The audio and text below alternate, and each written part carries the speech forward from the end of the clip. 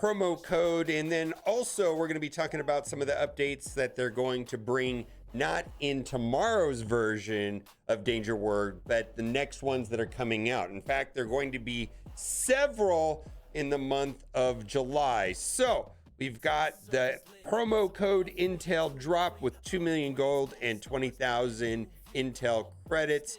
We've got some information about what has been going on. War has been crashing all morning.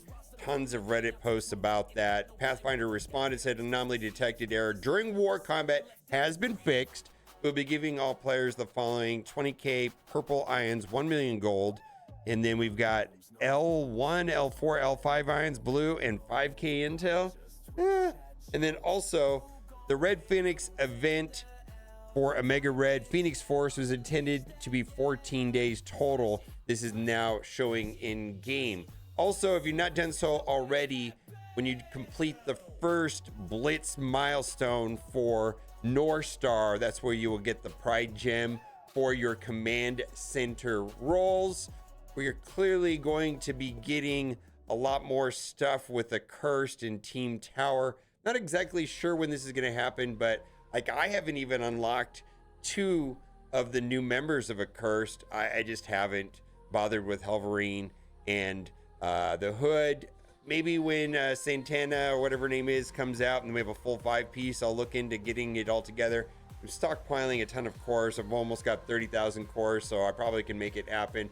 And then lastly, there was a Twitch live stream today where a couple of the developers were playing Danger Room, and they were showing it off, and it looked like there were some really cool buffs. In fact, they used some of the buffs that they got, and there was this Black Panther turn meter on kill, and then some sort of special buff on the basic, and I watched them just blast through the whole thing using basic attacks with Juggernaut. So there's definitely going to be some interesting combos. Now, during the live stream, Max, who's one of the primary people that's in charge of Danger Room, he was talking about some changes that they're going to bring for future Danger Rooms. And he said the next one's going to be on July 4th.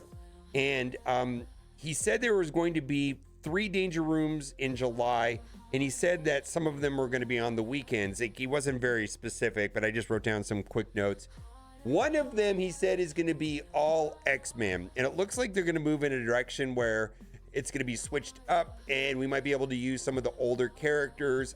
Also, like with the one that's starting tomorrow, they're allowing some of the characters that were in the Thunderbolts movie that didn't get the Thunderbolts tag to be used on the Thunderbolts team, which I think is also a lot of fun. And they're going to give them stat boosts and various character boosts to make that happen. Also, I'm suspecting that Accursed is going to be very important in tomorrow's Danger Room. Now, what they said for the next month and some future changes for Danger Room is that they talked about free rentals. And he wasn't very specific. He said that on the first 5 difficulties, 1 through 5, he said, or it could be 1 through 3. Anyways, early stages of Danger Room, they were going to make the rentals for free. He also suggested that maybe in the future, not tomorrow, but in the future ones, the cost on difficulty 10 might be 2. He also said that there should be, with enough grind and enough playing, that a person will be able to finish it, even if a lower level account. And I guess that the Danger Room is not going to be necessarily pay to win. Well, that's not entirely true. If you have all these teams maxed out and ready to go, you should be able to get through it much, much easier, much, much faster than someone that doesn't have all the new teams upgraded. But he did suggest that there was a path to beat this, but it's going to be grindy. I already talked about the Danger Room in July being all X-Men, which I think is going to be interesting. And then wasn't sure if this is going to be tomorrow night, but tomorrow or not, that the Danger Room rental characters are going to have ISO 8. On the last version, there was no ISO 8 for the rental characters, and that was a bug apparently. He didn't know if that required a client update or not, but they are supposed to be there. And if not this next one, but the future ones will be that. he talked a lot about Danger Room and the updates, and I thought it was an interesting take on what is going on with Danger Room. And it must be a success because we initially were told that Danger Room was going to be like once a month. Well, 3 in the month of July, and the next one being July 4th, which is what, 2 weeks away? Well, a little more than 2 weeks away, let's say. That is not monthly.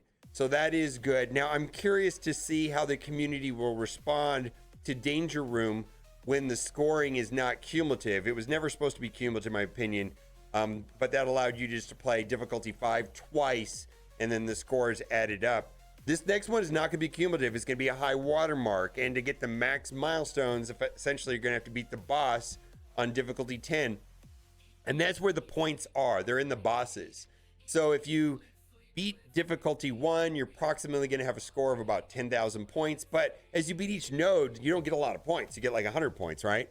And so difficulty 1, 10,000, difficulty 5, 50,000, difficulty 10 will be some number over 100,000, and that's where last time the milestones lined up. And so the strategy is to play Danger Room at a comfortable difficulty for your account, whether that's difficulty 3, 4, 5, 6, 7. I don't even know. I'm probably going to start off my account on 7, and in a way that is going to be efficient in farming the tokens, the gold tokens. And then when the tokens are applied, because you're going to be able to get them from not only the standard missions but the elite missions, and there's going to be better access to them. And they've added a bunch of mods. And then when I've accumulated enough tokens and buffs that carry through the event, then I should be able to go to a higher difficulty and progress towards difficulty 10. And I'm curious to see if that is going to be the way that it plays. I'm curious to see if the community likes that, is what I'm trying to say. I feel like last time it wasn't even in the real spirit of a roguelike, where you just cumulative, do it twice and be done, get the rewards. It wasn't very hard. Some people are more interested in the rewards than the gameplay, which is fine. The game is about rewards for sure. I feel like we've also been conditioned for rewards, and the merits of a game mode will not be based off of gameplay, but rather rewards. We saw that in the past with game modes like Blitz, where people were in love with Blitz because it had rewards that were meaningful at that time, but even the gameplay wasn't. So that'll do it for today. This will be happening tomorrow. Bye for now.